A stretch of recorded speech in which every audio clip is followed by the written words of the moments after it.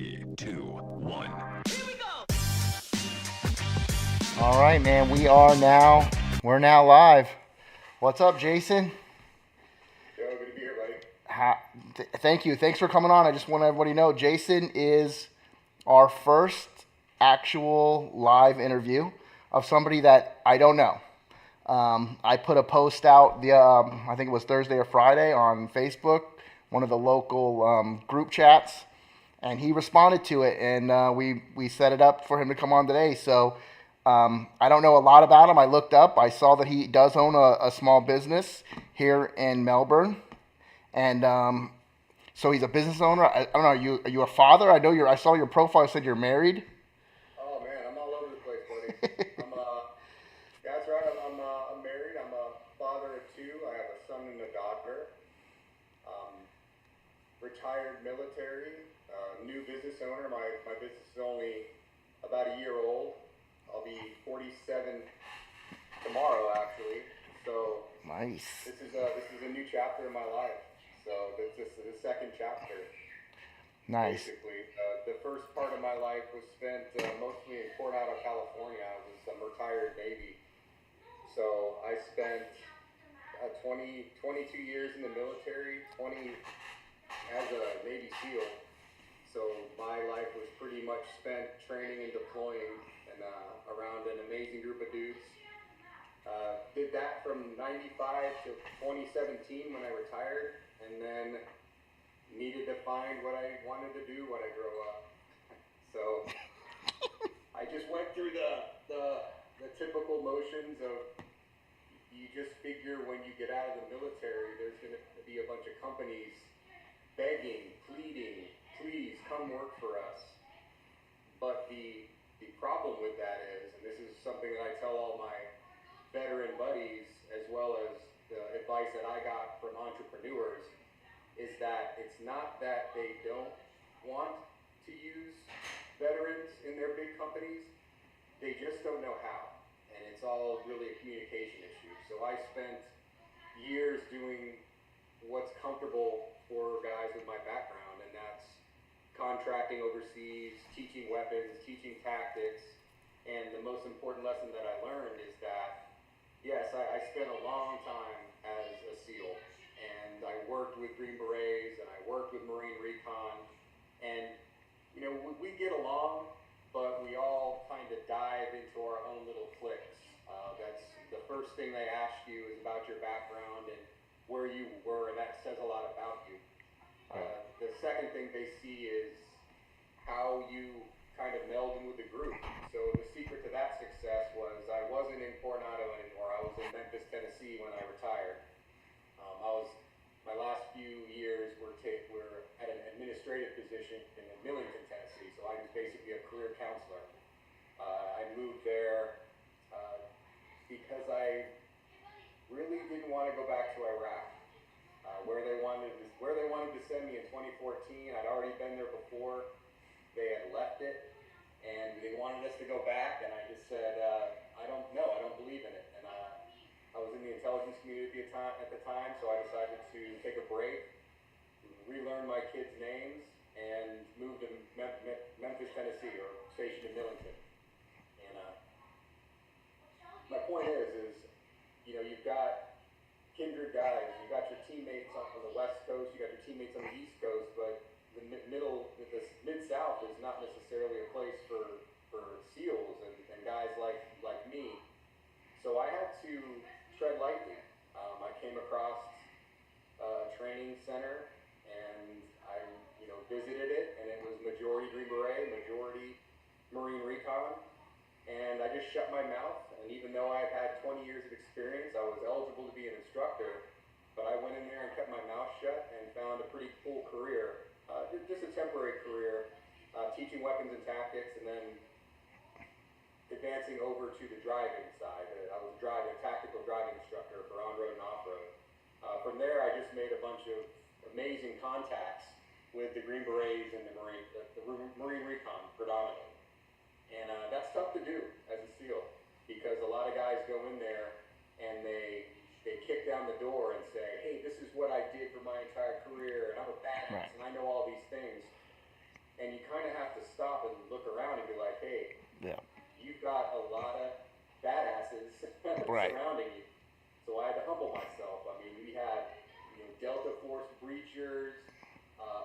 extensive intelligence collection guys there, a lot of smart guys, a lot of powerful guys, and I loved it. I loved being around them. So they gave me that home. They set me up for success for the next few years until I, found out what I wanted to be when I grew up. I did a little contracting overseas in Jordan. Loved that. Got to teach State Department overseas protective operations, and then decided I wanted to stay home a little more. Went to try to get a corporate job, and of all the things that I'm good at, I was good at it. It just wasn't a fit. Right. So, and I'm telling you all this, Joe, because it's an interesting transition. And I tell a lot of people that, hey, sometimes you're just not going to have. You don't need to figure it out. You just kind of have to take the risks. And I know you being a small business owner too. There's sayings that they give us to make it through some of the training, to make it through the deployments, and one of them is there's no progress in the comfort zone, and no truer words have been said. You've got to take risks.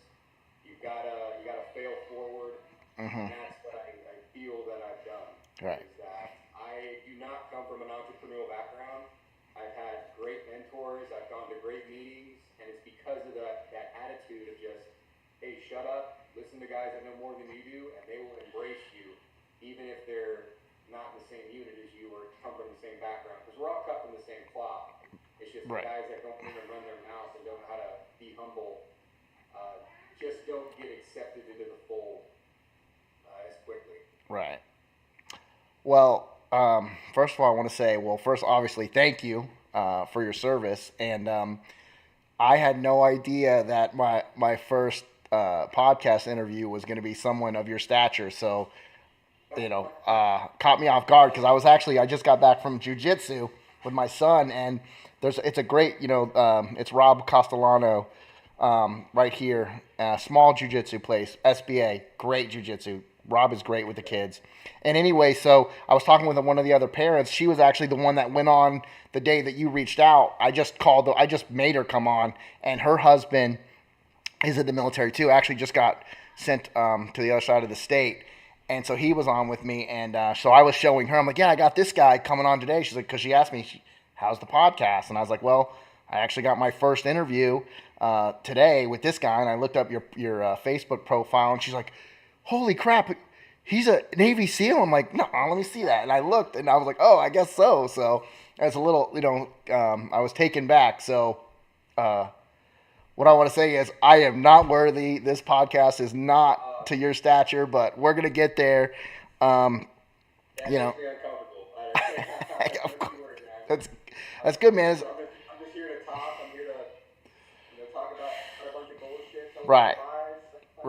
Yeah, fish stories. I tell my buddies and my wife, I'm like, I don't want this information anymore. If I can help out, I want to, because it's only because of the guys that I have conversations with the past.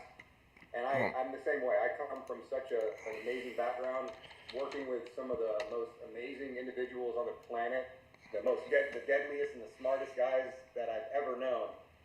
And the things that they taught me is just, I just want to give that back to the world, because it definitely helped me out. Yeah, I'm going to share this on my thing real quick, because I'm going to jump on your valor and try to get it out there and let people know that who I've got on, if you don't mind. I'm not active anymore. I was pretty quiet on social media, but prior to 2017. So all my Facebook stuff, all my LinkedIn, we're all able to kind of share what we did for the military after you get out. Right. I'm still new to Facebook, Yeah, so what I'm going to do is, because when you were talking, I've got a good friend of mine. His name is Dan, and his son he's a great kid. He reminds me a lot of myself, and he's trying to figure life out. He's already got 2 kids, and, what he wants is, I think, a lot of what your story is. And for just having you say right now that, you got to sit and you got to listen and you got to just take a seat and just realize your surroundings and what it takes. So I just want to put that out there right now. Like, maybe he'll catch on and maybe he'll watch. But so I just want to put this on, because I think you might have a really good story to. Yeah. I just want this. I love this. The information. I was lucky enough to be around these guys, and I didn't come up with this. I mean, all the stuff in my head is stuff that I've been told from guys that you probably heard about out in the community, from Jocko Willie to David Goggins. Right. I had the honor of working around those guys, and you know, you can't sit here and lecture military guys, because I can't say that generally. I can say it for myself, but after about 3 minutes, you kind of tune out. So you learn to speak in mottos. So, right. Get the attention quick. My company's name is Easy Day Junk Removal, and one of the mottos in SEAL teams is the only easy day was yesterday. And a lot of military guys recognize that. Right. It's kind of my logo and my name is kind of a homage to them, because I don't know where I'd be without it. I mean, it was a tough career, pros and cons definitely, but I just was around all these guys when I'm in a tough spot, that the things that you say to yourself, like, I don't know if you've ever heard of David Goggins. He's an endurance athlete. He's an amazing guy, very motivating. He's high speed. He was even high speed when he was training us in land warfare, and he just would mention these little quibs that he had. Mm-hmm. And one that comes to mind is, I don't train to maintain, I train to gain. And that just goes through my head every time you're doing something. I was like, you just see those kinds of people. You see people that train or they learn to maintain, and then you can see those individuals that train to gain. And I'll be honest, man, I'm lazy too. Sometimes I take those days, and yep, today was a train to maintain kind of day.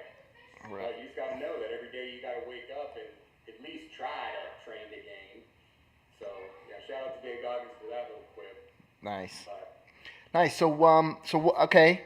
So we know your background, and you did some pretty cool things. What's it like now, man? Like, what do you love to do now? I know. Listen, so I'm a business owner too, so I know that can be consuming. I'm dad of two. I got 7 and 12. Married, and just because you think all those things, right? I know for me, like, just because I got all those things and I've got to a point in my life, it doesn't mean that you could just set in automatic, right? It's like I always have this overwhelming thing to just drive and go, what's the next thing? I don't, maybe it's a detriment, maybe it's good, but it's always this overwhelming, all right, don't waste your time. But, so like now, being in a position now, what do you like to do? What's your favorite thing right now? I like to keep my mind occupied, and I know that's kind of a BS way out of it. Well, I guess what you're asking is what is my why? Yeah. I ask myself that all the time, and it changes from day to day. I love respecting my time.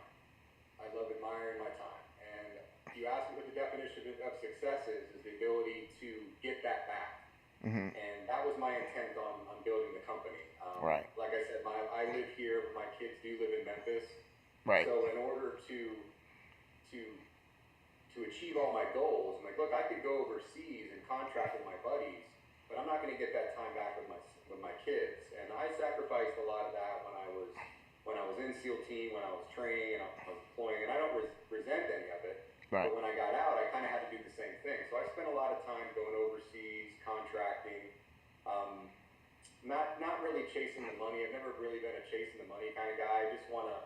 I'm one of those kind of people that is a purpose-driven. My idea of success is like, hey, what have I done to deserve sitting in my couch at the end of the day? And that can be an Achilles heel for a lot of people too, because if I don't do anything during the day, I just can't relax that night. And that may sound like I'm super motivated, but sometimes it's just I'll find myself piddling around the house trying to just gather all these activities to allow myself to settle down. And maybe that's my hyper resilience to the military. I'm still just kind of gathering all my civilian friends and bouncing off facts. A lot of my core group of buddies is military, and they're high level military guys. So when I do talk about this kind of thing, they're like, yeah, I'm the same way. So I don't know how that relates to civilians. I love competition in business. I love building something on my own. I'm in the military for a long time, and I want to kind of stick it to the man by doing my own thing and building my own thing. I want something for my son to be proud of. My son is 14 years old. He just started his freshman year of high school this year. My daughter's 12 and special needs, so she's kind of just dancing to the beat of her own drum. But I just want to make my kids proud and do something that makes me proud as well. And that's kind of what this is. Right. Like I said, I have everything I need materialistically. I'd love a boat and a truck to pull it, but at the end of the day, it's just about keeping my mind occupied. If I don't, I think none of us are really healthy doing that. So starting the business was a big risk. And that is the game was an idea from a buddy of mine. And I'm an impulsive person. He reached out. I'm like, man, what are you doing? I'm trying to get out of the contracting game. I was working corporate. I gotta find something to do, or else I'm gonna have to go back overseas to go contract. And he's like, well, I'm doing this. He owns GSD junk hauling in northern Alabama. I'm like, I'll check that out. And there's a lot of knowledge to be had on Facebook and through asking around. And I do have a network of entrepreneur buddies. And yeah, I hit up the network. I said, screw it. I had a kind of a plan between three types of companies, whether it be a hauling company to where I could take boats from Florida up to the Mid-South and back, just so I can have a reason to head up to Tennessee every once in a while. I was thinking about starting a moving company, and I didn't really think I was careful enough to take care of people's crap. So I'm like, well, what's the next thing? Well, I'm a demo guy. I was a breacher in the teams. I can break stuff. I can break down walls. I can blow up walls. I can blow up cars. I can shotgun doors. I'm not really a handyman. I have to hire that stuff out. I mean, if you ask me to tear down a wall, I'm your guy. But if you ask me to balance your ceiling fan, no, I'm not that guy. So I respect and I admire all the handymen of the world because I'm a customer. Definitely. So I settled on junk removal and demolition. I thought there'd be a market for it in Melbourne here, which there is. We're north of 600,000 people. Right. So, and growing. And growing. Yeah, I thought it'd be a good market. I didn't want to get too big to piss off the big junk haulers, and I didn't want to be too small to where it started off as a side hustle, but then I was like, you know what? No, I can make this into something where I can have employees and have it do it myself because I'm not afraid to get dirty with the guys, and some jobs are dirty with others, but I'm also a pretty good delegator in time management. Right. And I just, like I said in the beginning of our interview, you learn all these things about military guys and corporate and how we can't communicate together. And there has been really good, what do you call it? Not corporate companies, but like nonprofits that'll pay to bring all these special operators together and all of these CEOs and corporate types together and all these entrepreneurs together and teach them how to talk to each other. Right. To the point where if I give you my resume to where I wrote it right when I got in the military, you wouldn't know what you're looking at. But if I gave you my resume now as a corporate guy, it could say, okay, I know how to use this guy. So, yeah, I mean, you don't know what a squad leader is, but you do know what an operations manager is. So it's all about communicating, getting dudes in the same room, communicating together, and finding out where everybody fits. And that's kind of what my challenge was with myself. Like, look, I need to take all of these tactical skills, filter them, and see which ones I can use to run a company, which I know nothing about. So I just have to kind of, hey, bad decisions make better stories. Let's go. So I truck and trailered that stuff for a little while, did it by myself, broke my back, learned a little bit. As soon as I started getting work, I started hiring dudes, and I went through a few people until I found the right little crew for the job, and that's what it's all about. Right. I got some really good advice from a business owner in Memphis. Now, this guy's name was Barry Peltz, and Barry and his partner and family own a company called Corky's Barbecue. Now, if you know anything about Memphis, maybe not, it's a pretty big barbecue town. They have the World Championships of Barbecue every May. It's called Memphis in May, where all the barbecue comes together. Well, Barry created this not going to say fast food because it's really good. It's basically a chain barbecue restaurant in the heart of Memphis, Tennessee. And I remember asking him because I mentored his son, Brandon, for a little while. Great kid, great family. I love him to death. Mentored his son for a while and got a chance to sit down with Barry, a very successful Memphis businessman. He's one of many. And I asked him what the secret was. I'm like, how did you open a chain barbecue restaurant in Memphis, Tennessee? And I don't know what you'd ask a guy like that, but that's what I was on my mind. Right. And what he told me didn't shock me, but it was something that I think we all need to hear. He's like, well, I take care of my people. He's like, my turnover rate for smokers, for employees is phenomenal, meaning that they've been with him for north of 18, 19 years. The smoker that he uses, and that data may be skewed, I got it from Barry, but the smoker that he uses has been with him for 20 years maybe. And that's a guess, but I'm sure it's a long time, whereas a lot of the barbecue restaurants, I mean, like this isn't, you can fact check me, but a lot of the little there's a lot of really good barbecue joints in Memphis. Their turnover for people, right. And I'm not saying they don't take care of their guys, I'm just coming off my head with data, is not as much as that. So he said he takes care of his people, he helps unload the trucks, he pays for bills if their car breaks down, he takes care of his people. Right. So that's kind of what I try to do. Yeah. Well, that's one thing too. Like we've been doing a lot with our company, and I had no system for hiring people, and I would just be like, oh, because listen, I came up hard, right? I know how shitty people can be and the horrible things people can do, and then I know how they can turn it around and how good they can do, right? Because I've been to the bottom and I've been to the top. So I know that anybody has the capability of doing anything. So I would hire anybody. But what I've learned is, and this is because I hired our director of operations, Alyssa, and she had a system better than mine, which mine was just, oh, you need a job, you want to do it, and I would try to treat people with respect, and I would try to help them out, pay them well. But that doesn't matter. Like I found, like it doesn't matter if you're not finding the right group of people for your type of business, right? So now we've designed it to where when we and this is important, you put questions in, and for one, if they don't answer the questions, don't even waste your time on them, right? And then you ask questions to find out the type of people there are, how they feel about the world, their outlook, their passions, do they have a future? Do they dream? All these things that I found that if you get people that are more toward your, I guess, core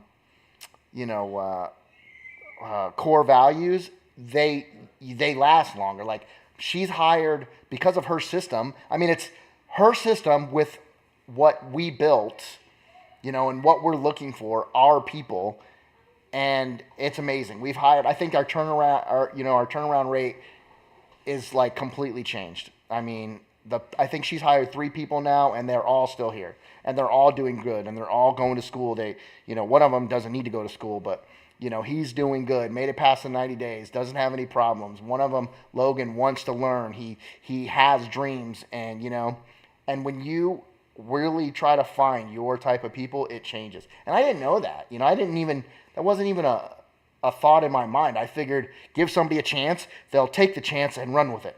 You're wrong. Because, most people, yeah, right, or not, or they just won't, or they'll just take advantage, or, so I can definitely relate to that. And that's important with us. Like, I thought, with our company is we're family owned, we're small, we're really experienced, and we care. So I figured it would just be, that's it. Problem solved. We're what people are looking for. Wrong. Because I have no idea how to find them. So I've been putting a lot of money, or a lot of effort, I don't say money, but a lot of effort in trying to build a brand and find our customers and, do that whole thing. And I'll tell you, when you find your type of customer and people, it changes everything. So I can definitely relate to taking care of people, but not like this is like a secret sauce of mine is you got to make sure that they're not only good people, but your type of people that see your vision and have your values. which is important. But I think, with What do you think's the secret to finding people's true colors, though? you, Because I have the opportunity because my line of work is very labor intensive, and you just can't be right, some drunk off the street right, doing this. I know it's the junk game, right, but you're customer centric. My big thing is you got to be on time, both to right. work and to the appointments. It's What? hard because for the first 90 days, and I love the 90-day probation. Right. I give my guys almost a year. Yeah. But in my old line of work, the team is built on, kindred spirits, Right.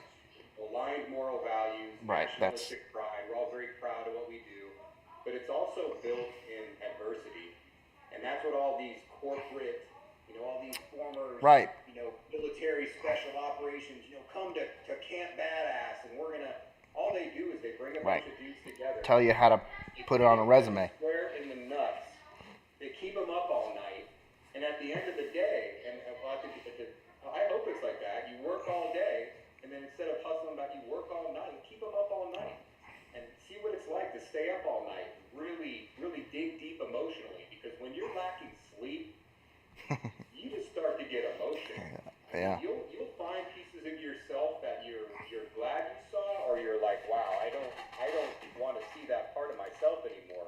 Just like if you're, sometimes the beauty of my old job was that we had a lab and we got to train so hard and put ourselves in situations to where some of the ways you react to scenarios, you're not too proud of yourself. You're like, okay, this is training. I never want to make that sound again. So, oh my God! If you scream like a little bitch when right. the caving ladder at night climb your shift, right. You want to make sure that you don't do that again. Yeah. So my point is that when you put guys through this adversity, which I have the lab environment to do, you see a couple things. You see true color. You see what guys bitch and complain about. Right.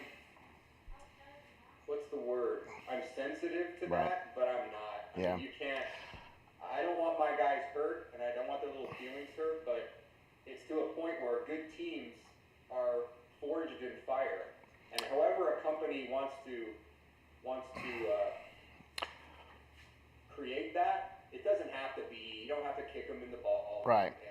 And keep them up all night. But it's just an example how. So. It's pointing to self-motivate. Right. Well, it's my job to kind of give them the opportunity and let them fall on their own face. Yeah. They're not going to make any progress. They don't get uncomfortable, and they're not going to really feel like they're part of a team unless they do something truly shitty. Right. Well, what I've learned is that putting it in writing, like when you come on board with us, right? If you make it to that point, everything's in writing. This is our values. This is what we expect of you. This is how we expect you to look. It's how you expect you to treat yourselves.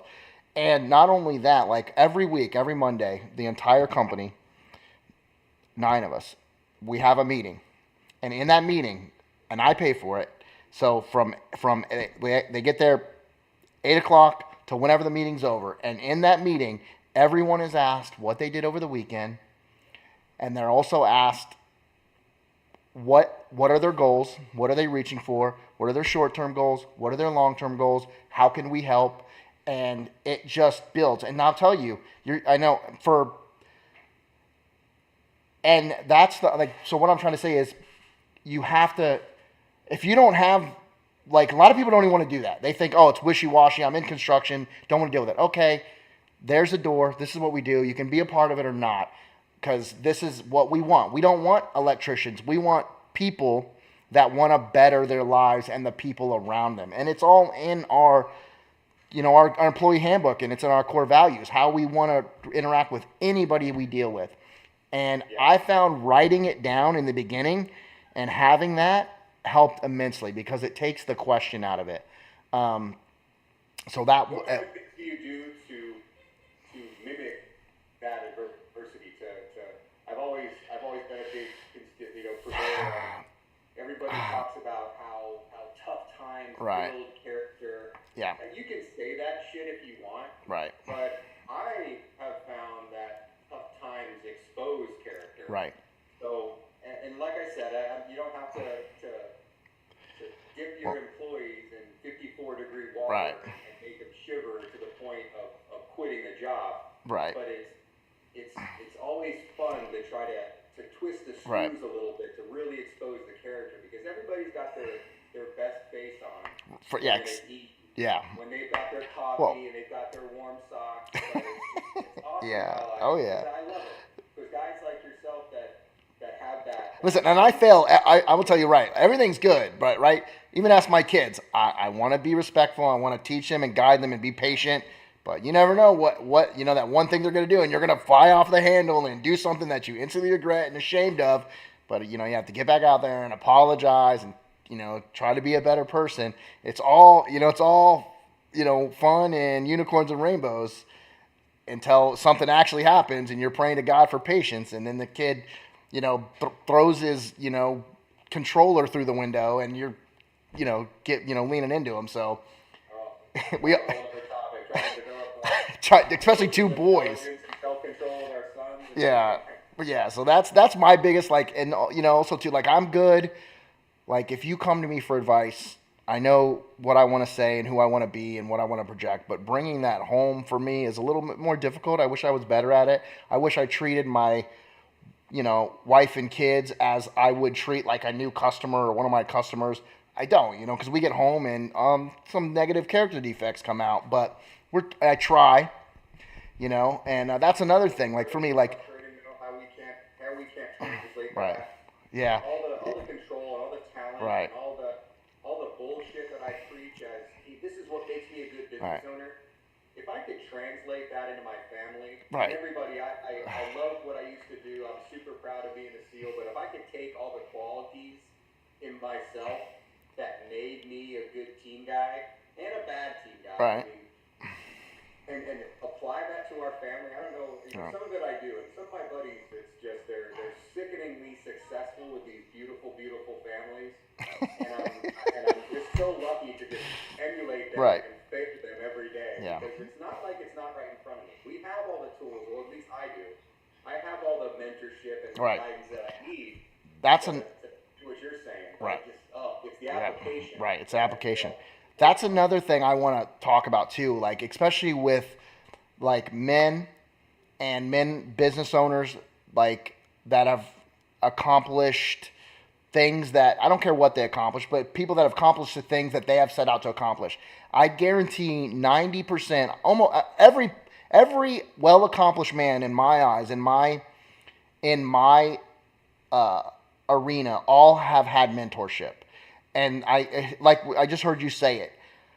Every time that there's a situation in my life that I can't control, I am on the phone and I'm talking to men that I admire, and they're helping me through it. There's nothing that I do alone.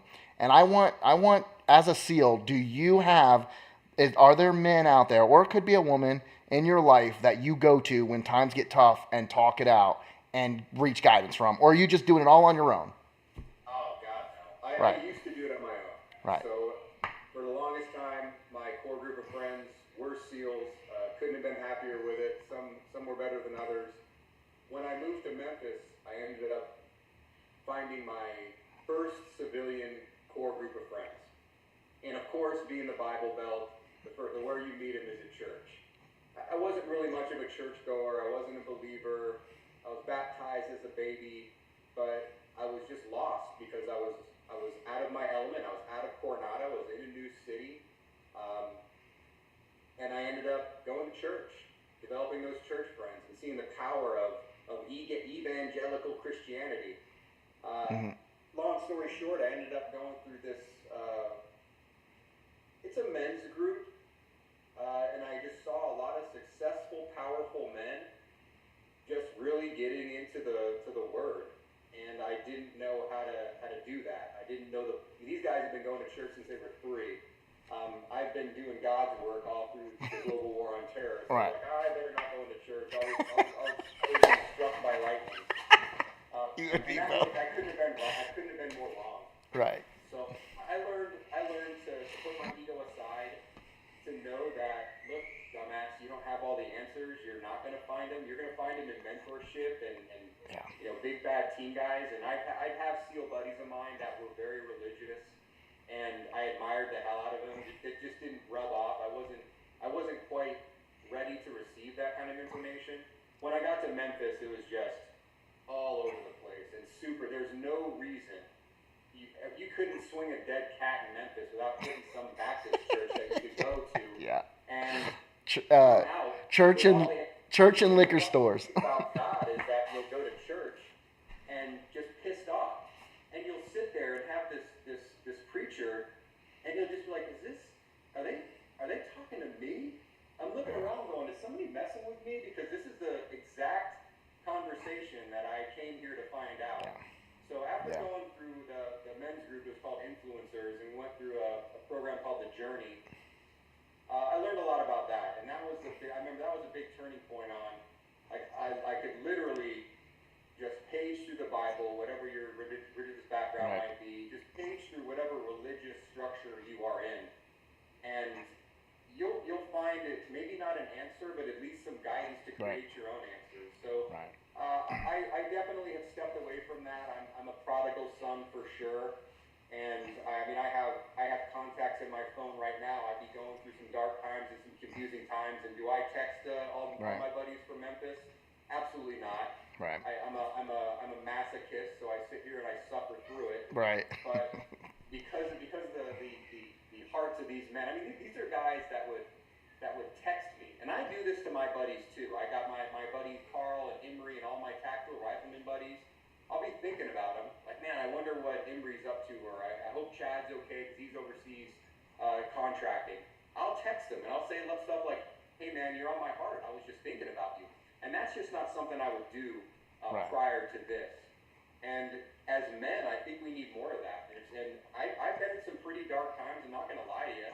Right. Coming out of the military and having an identity as a SEAL, and now you're a civilian walking through Publix, pushing a fucking grocery cart. It's just a completely different identity. So you get a little down on yourself, and man, I'd get a text from Emery like, "Hey brother, just thinking about you." I'm like, "You son of a bitch! Did you know I did that stuff?" Right. So I think that's really important. I think that it's okay to be masculine and to reach out to your buddies, male or female, right? And just let them know you're thinking about them. I've never been a correspondence guy. I've always lived in the shadows. I've never been on Facebook.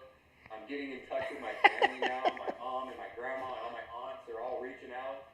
If you look at my Facebook page, my biggest fan for my personal Facebook page is essentially my business one. My biggest fan is my grandma.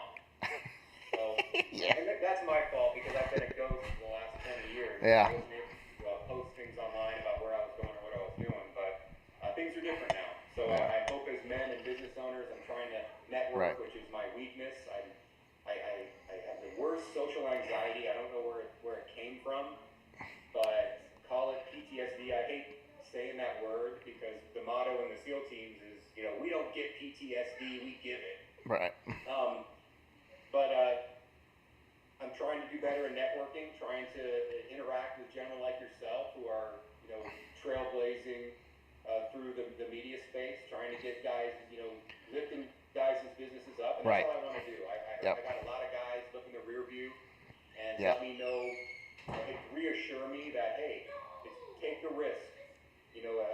Right. One of my good friends here owns a car dealership in Palm Bay, Orange Motor Mall. One of the snappiest, smartest businessmen has this great advice, and I just want to, be that type of person that deserves it. Yeah.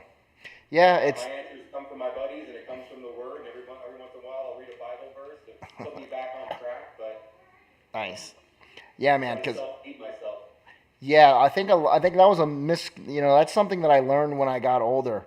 Was that I not only could I not do it on my own, I didn't have to. And I've learned over the last 7 years when I made a turn in my life that there's people out there that want to help because they know, like, they call it, it's like when you survive a shipwreck, you're brothers for life, right? So when you've been down and you came out of that darkness and you're now on the other side. You just want to help other people that are going through it, right? So I'm a firm believer in that. But getting people to, they don't believe, it's like almost like they don't believe you, right? When you say, you're trying to tell them how you did it and give them advice.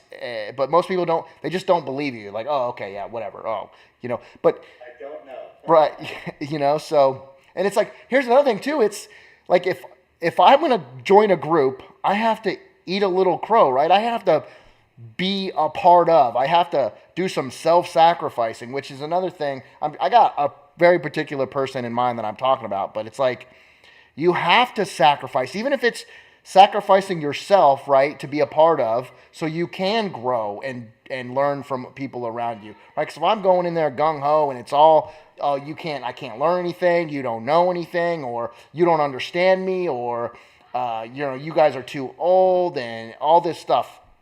It's like, yeah, they might be different, and they probably are, because we're all different in a variety of ways.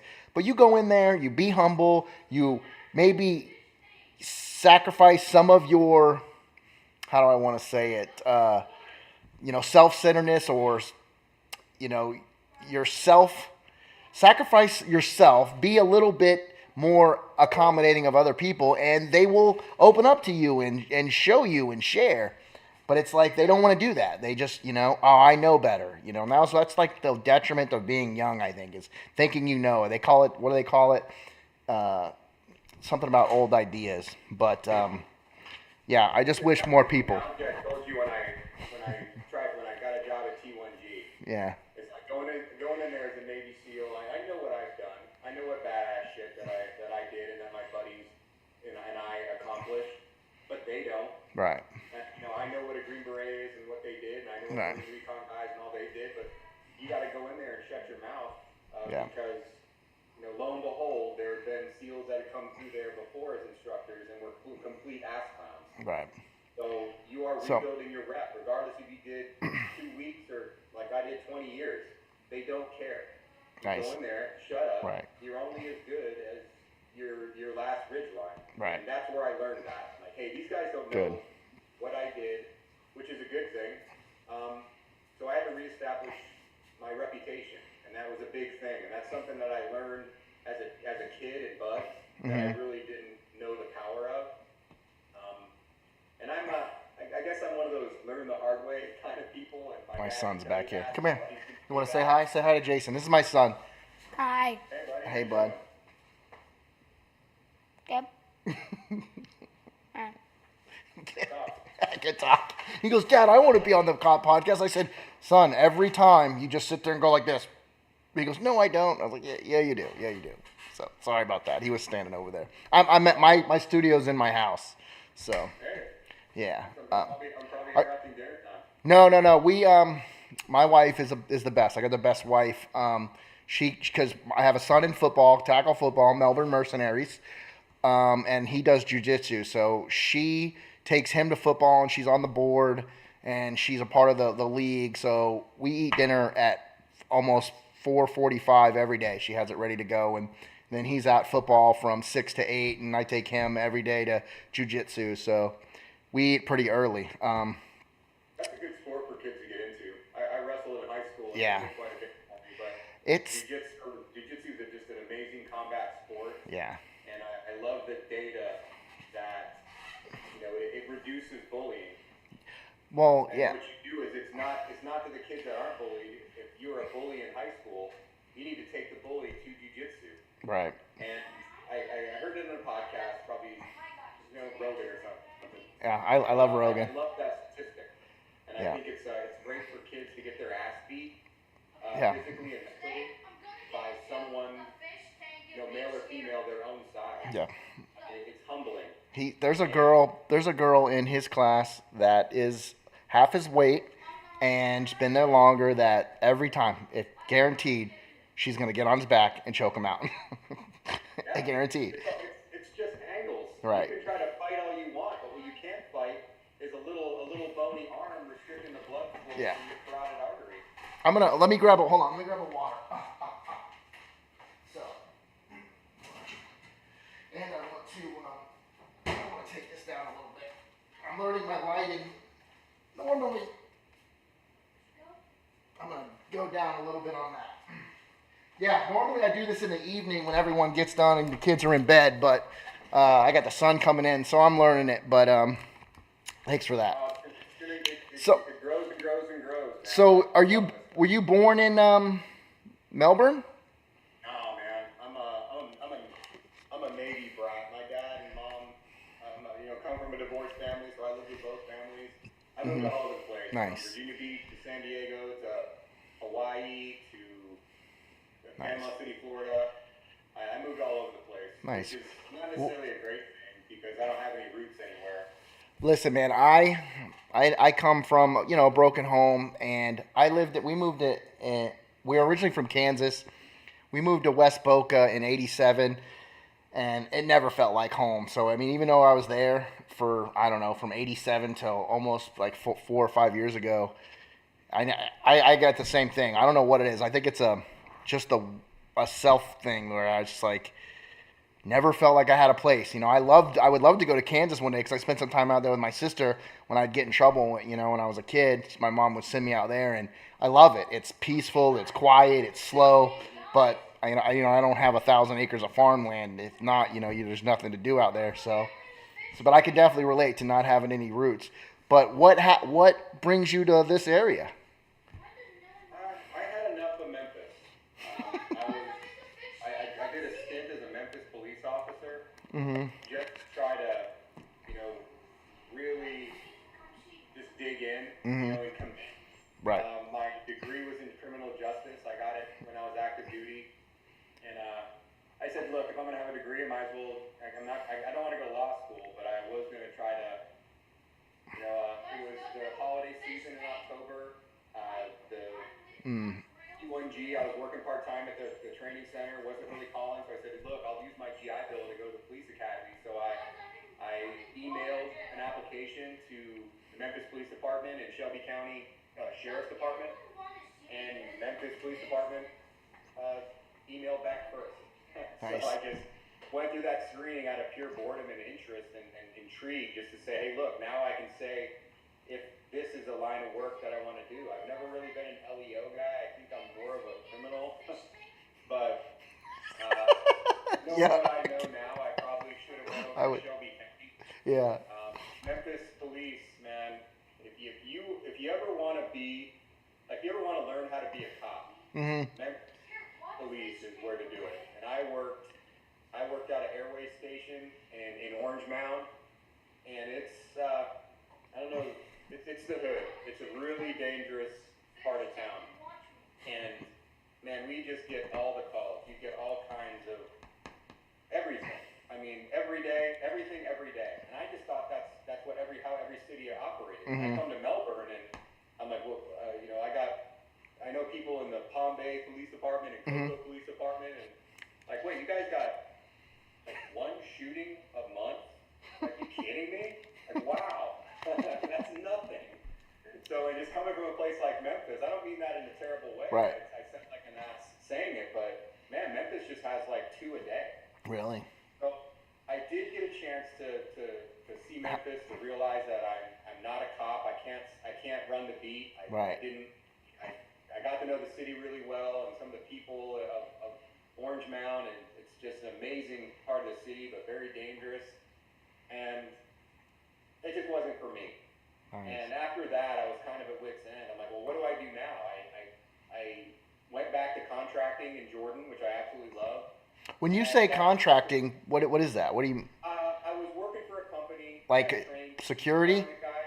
Like if you wanted to be a bodyguard. Right. Overseas in Iraq or Somalia or Israel, you would go and train with this company, and they would send you overseas to be an overseas protective operation guy for like an attaché. Right. So the vice president, the POTUS, and all those guys get their own secret service. Right.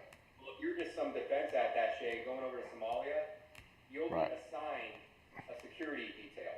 Right. I train those guys. Gotcha. Additionally, you've got all these State Department assets, like buildings and stuff that are manned by Ugandans and Kenyans.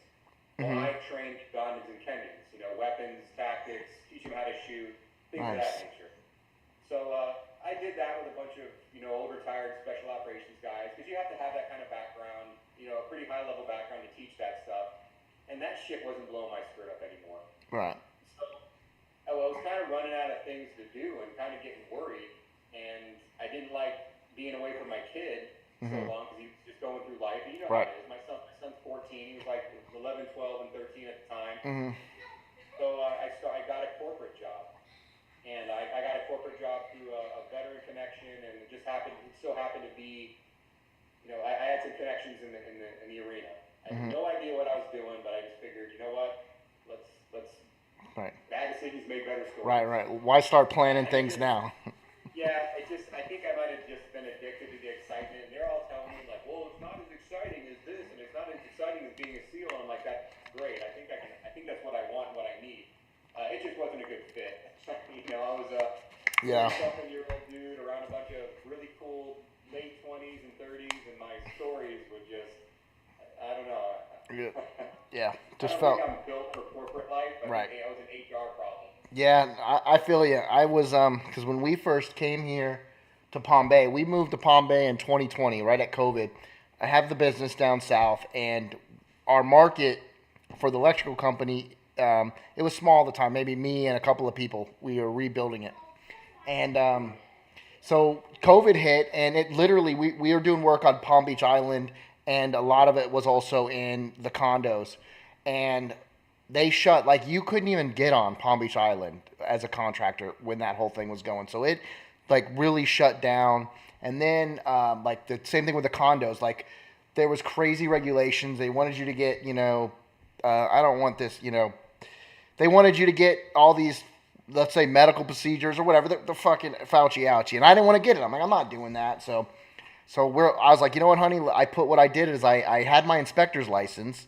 So I said, why don't I just fill out some applications? And I just went on governmentjobs.com, put in inspector, electrical inspector, and I filled out a whole bunch of them. Anywhere, it didn't matter, wherever. And the city of Palm Bay, called me back and interviewed me. And my brother lived here. He's a Marine. If we ever talk outside of this, which I'm sure we will, I'll introduce you to him. He's he's a really cool dude. You guys will get along. And so he's like, yeah, do it. So I was like, you know what? They offered me okay money, and we moved up here, man. And then, so it was great. Being an inspector is great. You're out with the people, because I'm a really talkative guy. I'm really open. I'm honest, and I want to know about everybody. I want to know how your day is going, just like our company set up, That's who I am. Well, as an inspector, it's great. Meet all these new people, and I was having a blast. And then the building official, he goes, hey, we're looking to fill a fire position. You want to do the fire? And I was like, okay. So they brought me into the office, the fire inspector, and they were training me. They do plan review, and they go out and do the fire inspections, like suppression systems, sprinklers, fire alarm systems, all that stuff. And so they were training me for that. So, which was great. I was half in the office and half out. Well, I had trouble, right? So I had trouble getting the fire marshal's license, the fire inspector's license, because I have a little bit of a background from when I was 16, and I didn't know it at the time when I agreed to do it, that you can't, to be a fire inspector, because you have badge authority, you can arrest people if they're not complying with the fire protection code, and you have to be squeaky clean. And I got in trouble when I was 16, and I didn't even know. And so it got delayed. So from when they brought me for that, and I was taking along, and I told the building official, I'm like, hey, I might not get this. And so he said, all right, why don't you become the electrical plans examiner, which was great. It was a ton more money, a little bit, it wasn't hard, but it was full in the office. That shit lasted 6 months of me just being in the office, because just going crazy, man, talking to people, I would get listen, government is government. It's a different animal.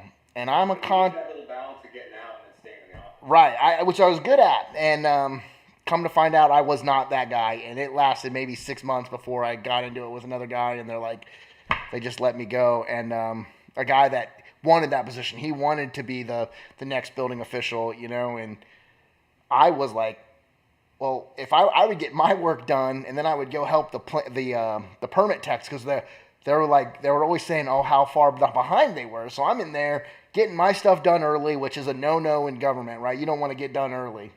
And then, yeah, and then I'm going to help them, and then it was like oil and water. And with my personality, and which is corporate, which is government in the office, they're like career government workers, and it just didn't mix. So. But that gave you motivation to start your own thing, though.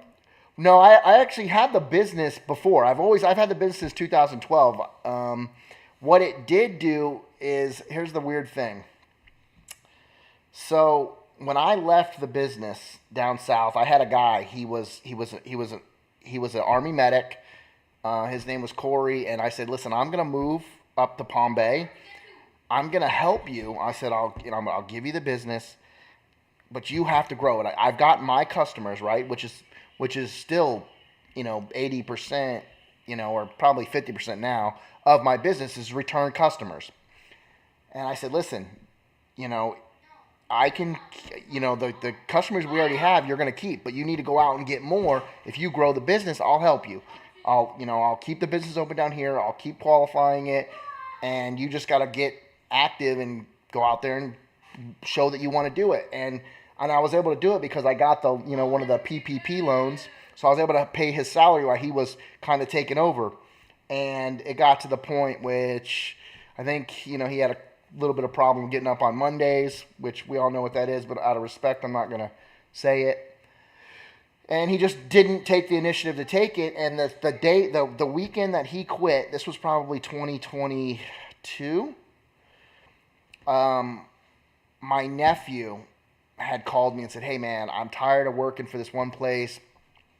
And he goes, do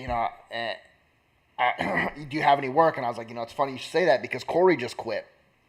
And How do you feel about hiring family, though? well, let me get to that. I said, if you want to come on, I said, but listen, you gotta be self-motivated. I'm here to help you, but you gotta do this on your own. You gotta be, you gotta show up every day and yada yada yada, the whole thing. And he just took it and has ran with it. He just passed his second test. He's now getting his master's license. But how do I go about hiring family? Well, it sounds like he wanted it. He motivator. He wanted it. He's got 2 kids. He's I don't want to put his business out there, but he turned his life around the past 3 years. Quit going out and partying and quitting. You gave him the launch pad to do that. Right. Yeah. And That must feel good. yeah, it does. It feels really good because he's doing great. And so actually, my niece also works for me now. That's more recent. Because what I did was I hired a business coach to help me with all the processes. And it's, yeah, we can get into that, but long story short is, if you, I put what I wanted on paper, the dream of what the company's going to be. I brought them into it. I try to pay them. I don't make a ton, but I'm not really doing a lot with the business. So my key is treat them with respect, make sure they understand their role, put it in writing, put everything in writing. It helps people, when they know what their expectations are, it helps immensely. So that was a trick that I had to learn from the business coach. And then just let them do it. Let them do their thing. Let them fail and just be there to help them. But they've really taken it. They've grown it down there. I think we got 9 employees on payroll right now. We're growing. We've created a marketing department.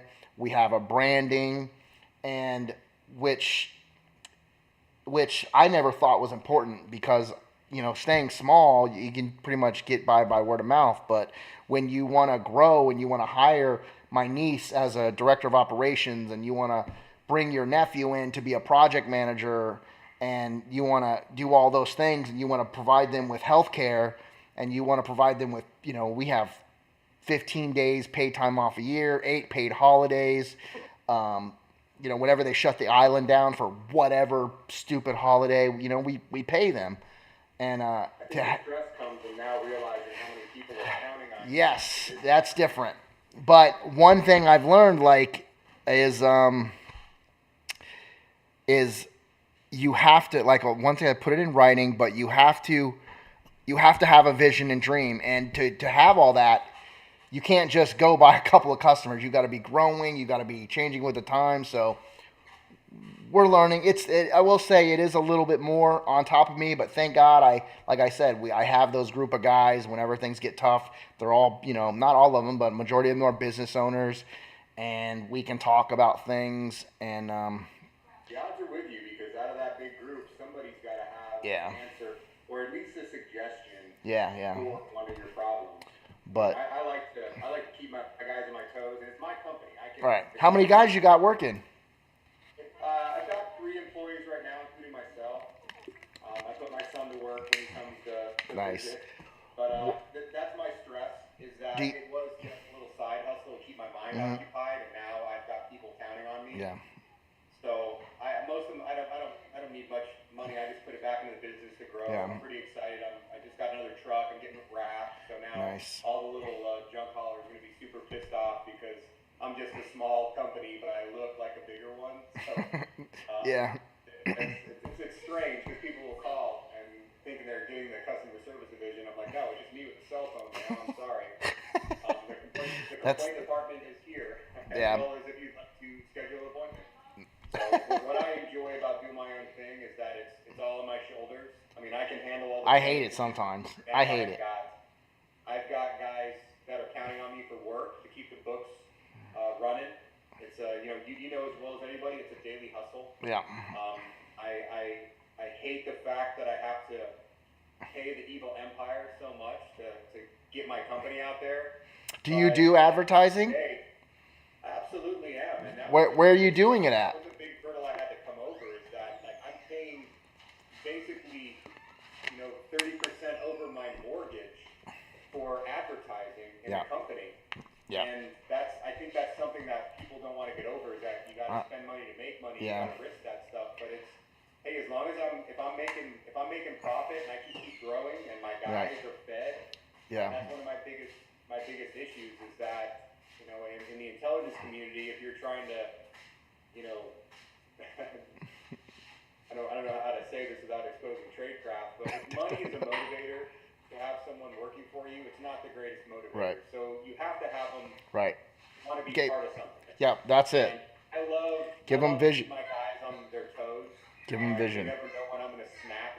Right. And they know the topics. Like if one of my guys, if he's late for an appointment and he doesn't call the client, Right. I'm gonna go high order, and he'll get the old Navy chief version of me, and he knows it. He's a 24-year-old kid, and he snaps right in.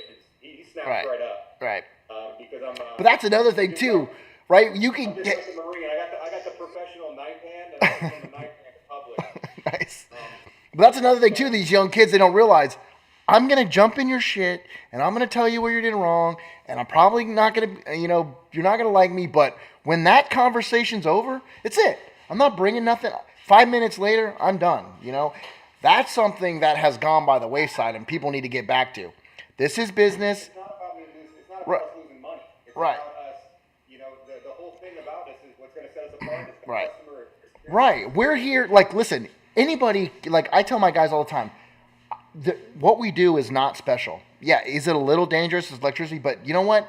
If a person wanted to, they can go on YouTube. They could go fucking change their panel out on their own. It's not hard.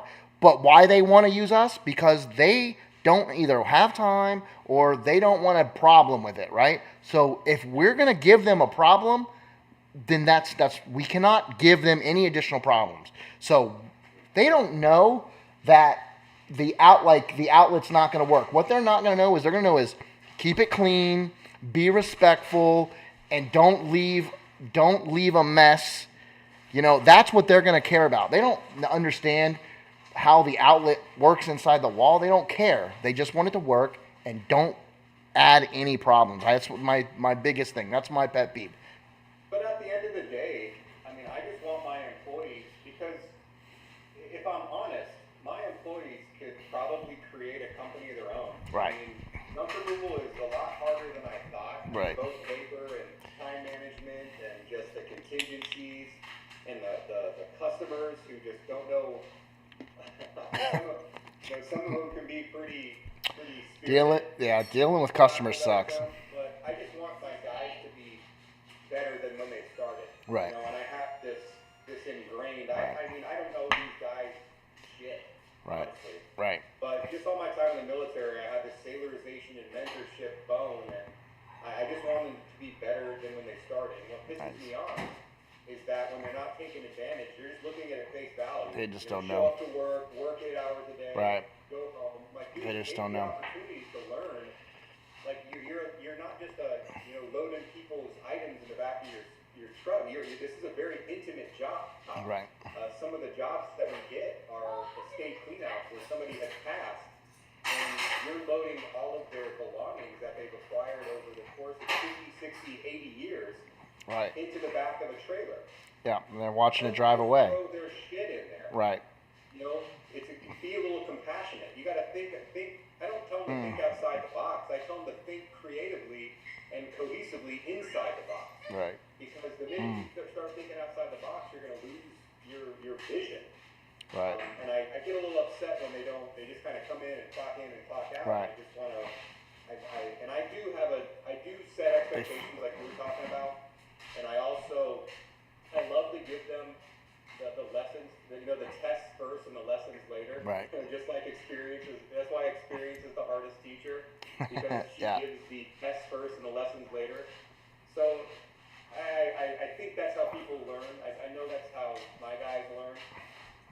Because they're not as long as they don't get hurt. I do care if they're losing money, but for the most part, I want the reputation of the company. Right. Because just as you said at the beginning of the podcast, when you found out what I used to do for a living, that echoes in my business as well. Right. You represent me. You represent what I used to do. And if you don't want to step up a little bit, then right. bye. Right. I want to develop you. I want to train you. Right. But shit, yeah. You're part of something bigger. I'm not trying to build my own little tiny SEAL team, but I kind of am. Right. If you want to be a part of my team, this is going to be shitty hard work. But just right. as I said before, the adversity in this, lifting up a pile of concrete or garbage from somebody's backyard in this 98-degree Florida heat, you're going to sweat. It's going to hurt. Right. You're going to step on nails. Yep. All that adversity brings together a tight little team. Yeah. So it's that sacrifice, man. I try to implement in them. I don't really say it to them. Right. Maybe I should a little more. But I kind of keep it to myself and let their personalities naturally form. Yeah. And like I said before, I love it when the days are hard and the days are long, because it's not building any character. Right. It's just exposing it. Right. So I get to see your true self. Yeah. So that's one thing with me too. Like, people tell you, oh, don't get too close to the employees. I don't believe that. I love everyone. I might have to do tough things, and might have to lay people off, especially with the economy, but doesn't mean that I'm not going to talk to you and want to know how your day's doing and, how's your grandkids or, I love that part. I love the people part of it, man. I love people. That's one thing what I want to do with this channel, man. I hope it catches on, because one, I really want to get these small businesses, and there's some shitty contractors out there. There's some people out there that just are doing it for the money and quick and easy. It's easy right now. But I want to try to let people get out there, find out who people are, and so they can because if somebody knows you, they're going to use you, right? Like if you tell your neighbor, hey, I use this guy and he's great, your neighbor's going to call him and use him, and that's what this is about. Like, I'm tired of the large companies with huge marketing campaigns that buy out these companies, and all of a sudden they're charging 3 or 4 times the rates. They're doing half the service, half the care, and I gotta stop it. I really want local people, because there's a ton of them out there. There's veterans like you. There's like 3rd generation electricians like me that aren't out there to buy a boat on every house, that are trying to do right by their employees and their family, that people just can't find because they get inundated with these ads. And Google, you try to find somebody that's local on Google. It's almost near impossible. You got to know what their name is, to have them pop up, which is it's just ridiculous, And it's like, great, I get it. If I had a $1 million advertising budget too, I'm sure I could, but it's still, I don't think it's good. And not only that, because I'm in 2 locations, right? I got a company down south. I want to be able to replicate that so I can, do it here or, wherever. Let's say if my nephew wants to move to Memphis, we can do it there. And that's one thing that I'm trying to learn too, which that business. I read the book, so if you're into reading books, I got a couple of them for any business owner. It's called E-Myth, and what it talks about, the overall theme of the book is build your business like McDonald's. Like you're gonna give this book on how to do what you do to somebody else. Like basically build your business as if you're gonna franchise it. Get it running smoothly and how to operate it and how to act and how to, everything down to how they make the French fries. And I wish I would have started off like that because I would, I'm only about 3 years into it and I can see the tremendous value that it added. But read that book, E-Myth. And then there's another one. It's I just read it. It's Selling the Sandler Way, Selling to Homeowners the Sandler Way. And it talks about developing a sales system because even if you, like I've learned too, you can get everybody out there, you can get everybody calling you, but if you don't know how to go to these people and talk to them, it's pointless. And I've learned so much from that book as of late, developing a sales system, writing our sales system down and ever improving it. So those are 2 books that I think any business owner, especially new, that you're trying to figure out a way, read those books. There's no excuse for anybody not to succeed with that because everybody in their mom has written a book, right? And all you gotta do is sit down and do it. I wish I was more of a reader. I listen to it. I say read, but I listen. I like to do things the easy way. I like to figure it out the hard way. So I could be suggested all these books. But you're right. It's all the little clips. I love the clip notes. There's so much information on the internet that to read through, and the gems are in there. And the beauty of having our own business is that we have a lab to experiment it. If I don't like the way something's going, I'll change it, and I can do that. Unfortunately, what you're talking about, I love how your capacity to boost up the small business is a priority of yours, especially local. Because as fearless and risky as I feel I am, I hate how if you go off on your own, for instance, there's a bunch of dumpster. Like the next evolution to a junk removal company is starting to run out of dumpsters. You've got big dumpster guys around here. Right? And my fear, not even my concern, I'm not really afraid of any other human because my work ethic is pretty brutal. I mean, if I see someone trying to outwork me, I'll just by ego alone, I'll just crush the competition. It's just because you don't have to be that much of a savage this day and age to really crush the competition, if that's what you want to call it. But my biggest fear is that with the small businesses, the guys like you trying to boost them up, is that if I do get too big, you'll have those bigger companies try to buy you out, to bury your advertiser, to bury your SEO. Same with the dumpster companies. Like I'd love to start a dumpster rental business because there's a market for it. But man, there are just big companies that have been around for dozens of years that would just bury me. I'm not.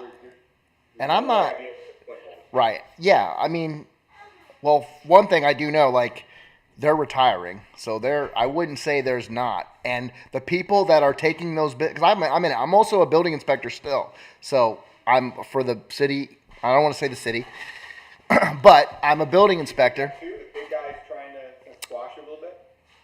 No, they don't even know who I am. They probably do now because they're seeing our website. We've developed our website for months.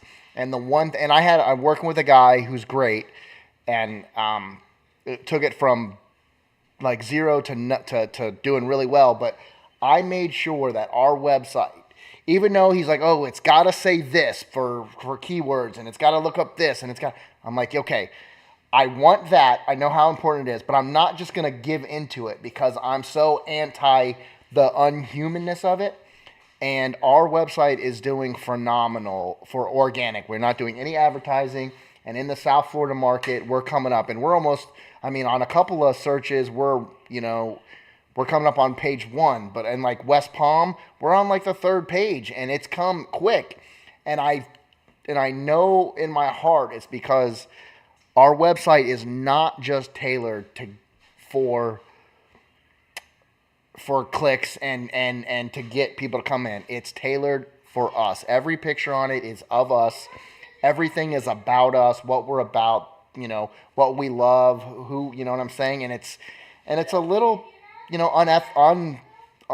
not, I don't know what I'm trying to say, but it's. You could do an entire separate podcast on SEO. Right. I know nothing about it, but I do know that. Really, like, my wife's a talented right. web designer. Yeah. And she works for a local company here that does my website. Right. South End. And if you ever wanted to reach out to Brandon and get him on the podcast, man, I'll have anybody on. Yeah. So I could give you his name and sit down and chat. But an SEO is a huge thing for us. It's important. It's important. You don't exist. Right. But I don't. What my thought is, and I could be wrong. So your take sounds like you're familiar with it. So I'd love to get your opinion on it. Like look up junk removal near me and see if I pop up. Okay. I don't know. Let's see. Don't click my ad and cost me $40. No, I'm not. I'm not going to click your ad. I don't do that. I specifically don't click on anybody's ad except the other electricians in my area, and I click. Just kidding. I love it. Brutal. What is it? Junk? Oh. Just Google junk removal near me and see if I pop up. Junk. See if old Nerdy South is doing their job. Removal. Is this near me? Do you pay for this? No, not at all. Maybe I come up and search. So there's the first one is 1-800-GOT-JUNK sponsored. Oh yeah, that's a franchise. Junk removal near me is Junkster Munster. Yeah, and then junk removal. Am I on page 2 of Google on your computer? I don't know. Let's see. Those are all the sponsored ones. Junk King, J Dog, G Junk. See, those are the big guys. Those are Right. franchise. Right. Yeah. College Hunks. Yep. J Dogs. Buried. The local guys are buried. Yeah, that's what I'm saying. We got to stop that. Because we're what people want to deal with. They want to hire their local people. They want to hire the small businesses. They want to hire the veterans. But they just don't know, right? So they're just going to go with. No, you can't. Our problem to solve. Yeah, and I tell people all the time, I'll even have other electricians on here. I don't care. There's so much electrical work. A lot of electricians don't like the handyman. I'm like, dude, I'm not gonna go over there and hang a ceiling fan for $75. Like, so go do it. I don't care about the handyman. I do care about people doing stuff. It's a pet peeve of mine when I look on there, like on all the Palm Bay chatter stuff, and I see all these people that aren't licensed doing electrical work, like, oh, panel change, oh, and I was like, you should be hiring licensed contractors, because I spend so much money training and having my license and being legitimate, and it does, chap my ass a little bit to see unlicensed people. I almost want to send them in, but then I'm like, nah, that's not the right thing to do. What's your company called? Easy Day Junk Removal. Yeah, you didn't come up. Yeah, so see that's a constant, Easy Day Junk. Struggle with small businesses is I'm constantly Right. learning how to do it. There you are. A company that knows more than me, and they've been helping me out. But this is, if you don't know how to do it, you better be able to pay for it. And Right. I pay for it in sweat because Yeah. all the money that I make, it's in labor and time, and I just, all I do is I build it, and eventually Yeah. start creeping to the surface. Yeah. And we have the opportunity to be patient. How long have you been I business? turned a year old this past June. Yeah, so you've been in business. Yeah, that's good. You're doing good. So what has been the hardest thing for you being in business? Just getting out of the this moments. You Yeah. know, just looking in the rear view, seeing how much fun I had as a contractor. I mean, when you're making that kind of money overseas and doing something familiar, like I've been shooting, moving, and communicating for 20 plus years now. It's just what I'm good at. Yeah. Everybody wants me to go to the range with them and shoot. I'm like, you know gotta what? go. I can't because you're going to irritate me with all of your bad habits shooting. So we need to go to outdoor range where I can unfuck you. Your shooting style. It's just when you do something like that for so long. I'm just an expert. I'm not being real, but it's just a bunch of skill sets that Unfuck you. Yeah, I like that. Katie ladder at night on a ship or navigating with a map over harsh terrain in Camp Pendleton, or doing these amazing live shooting drills on night vision. It's just not something I use as a civilian.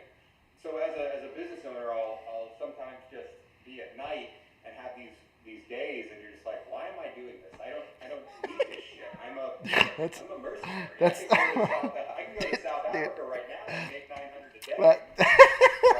That's the same way I feel like every time I post on Facebook, like when I see like someone saying, oh, I need an electrician, and I see all these fucking yahoos posting on there, and I'm like, let me just put my business on there. And I'm like, what am I doing playing in this small sandbox when, we do commercial stuff, like I'm sure they're great electricians, but a lot of times I'm like, why do I bring myself? It seems like I'm lowering myself to their level, but you know what?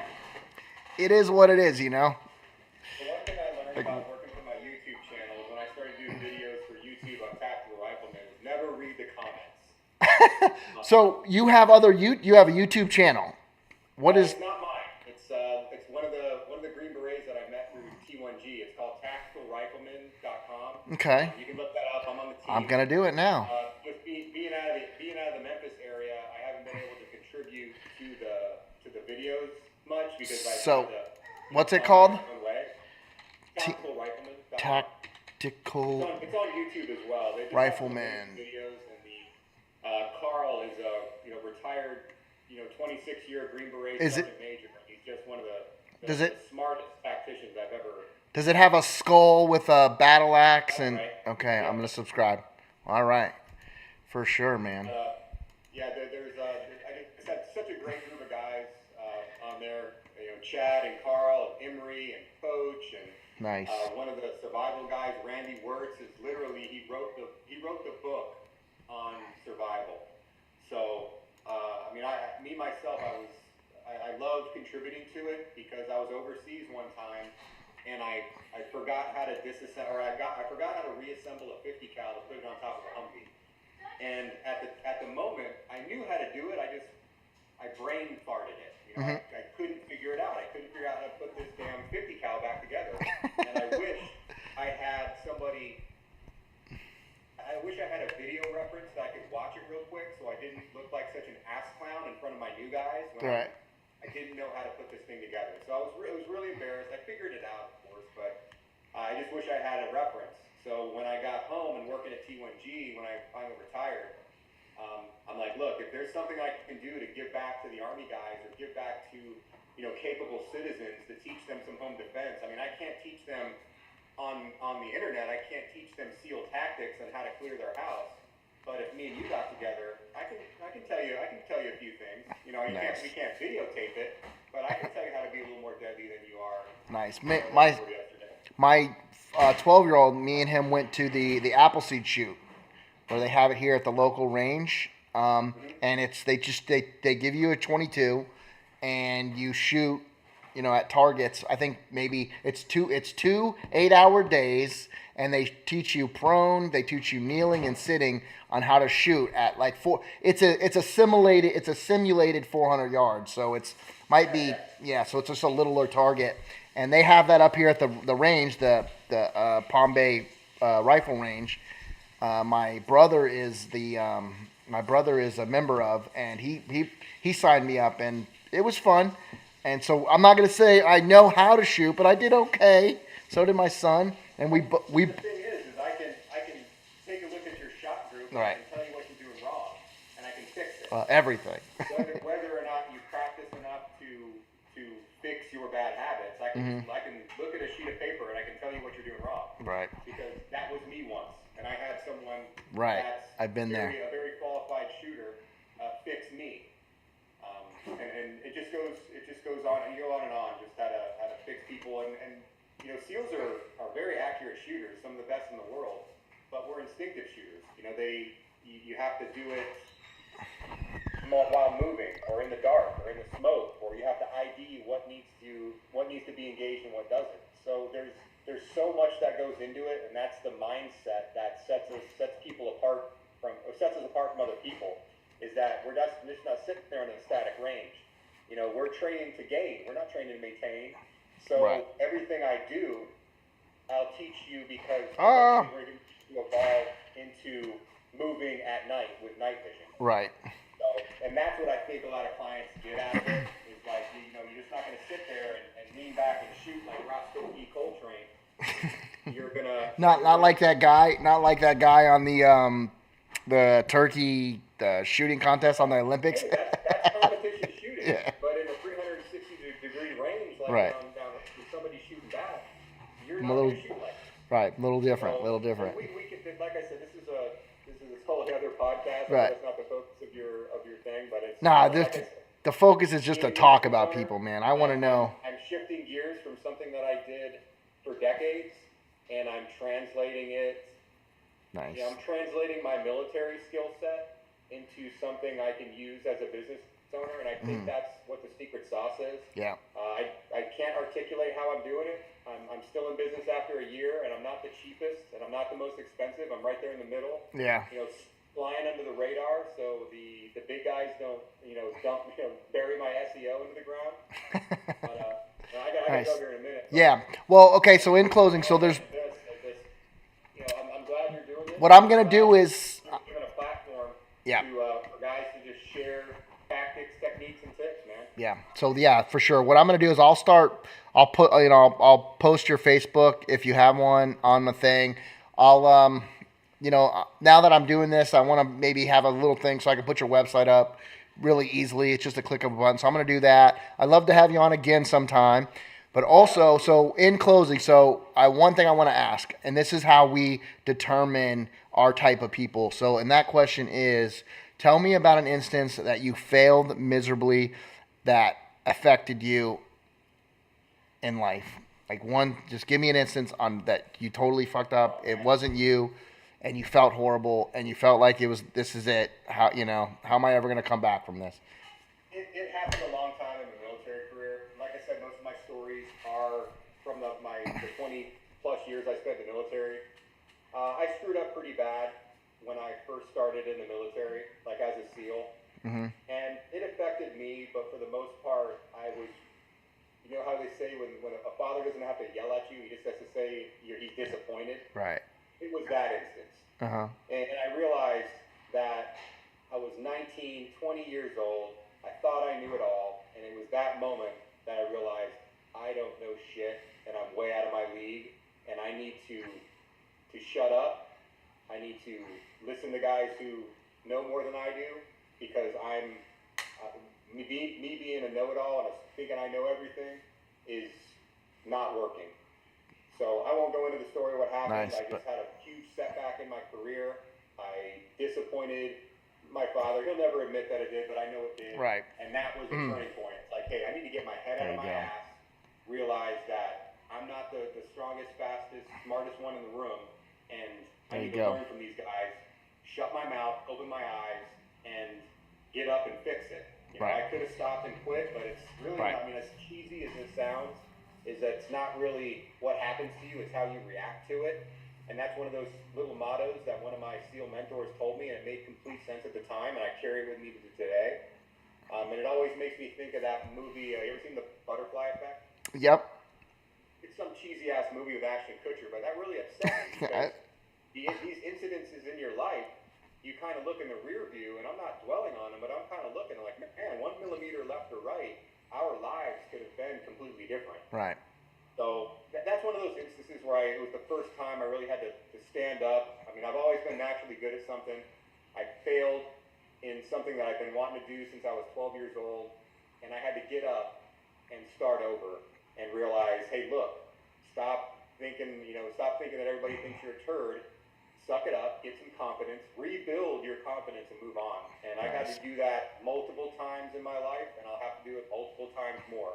Nice. And that knowledge is power. There you go. I know that, hey, I love it. I don't mind being in the darkness because it's gonna end. This too shall pass. There you go. So knowing that and having those experiences are huge, and I hope that the generation of today isn't afraid of taking a deep kick in the nuts and just realizing it's like, dude, shut up, get up, nobody cares. Expect the self-rescue. Yep. And stop bitching and moaning. Nobody wants to hear it. All you're doing is... It fucking changes when you change it.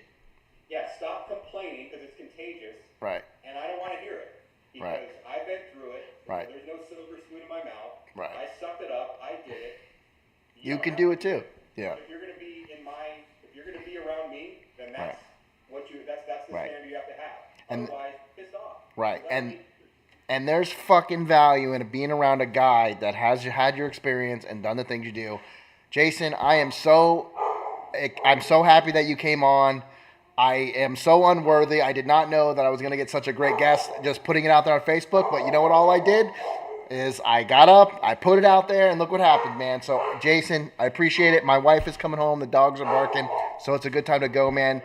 Thank you so much. And I would love to any feedback you have. I'll let you go. But shoot it over. I want to make this better. I want to make this a big platform. My sons are home. And anything else you want to say? No, man. We'll be in touch. I'm gonna get you, Dan. Listen, yeah, man.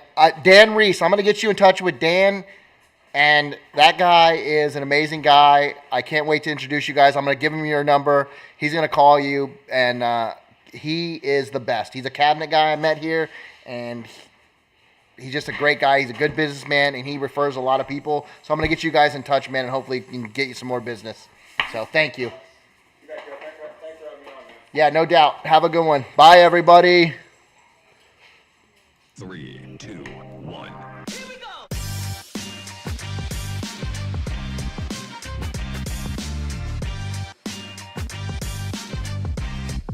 3, 2, 1. Here we go.